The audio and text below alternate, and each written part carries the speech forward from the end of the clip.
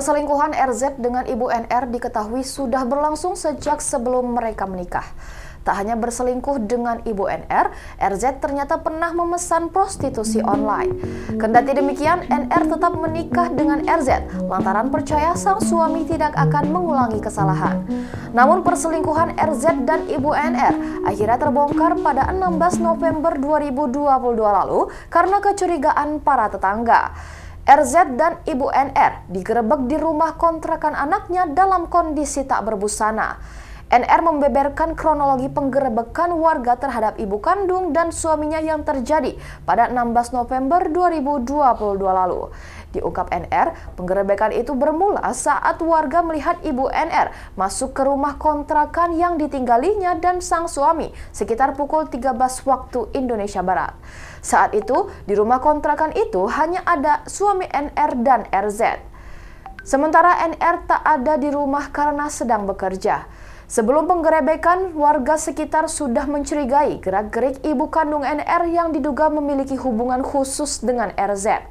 Pasalnya, menurut NR, sebulan sebelum kejadian penggerebekan itu, salah satu warga pernah melihat ibunya masuk ke rumah kontrakan NR saat NR tidak berada di rumah.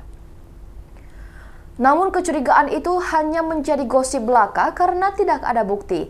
Warga yang sudah curiga pun akhirnya kembali curiga saat Ibu NR kembali masuk ke kontrakan NR. Kecurigaan itu semakin bertambah saat Ibu NR tidak kunjung keluar dari rumah kontrakan.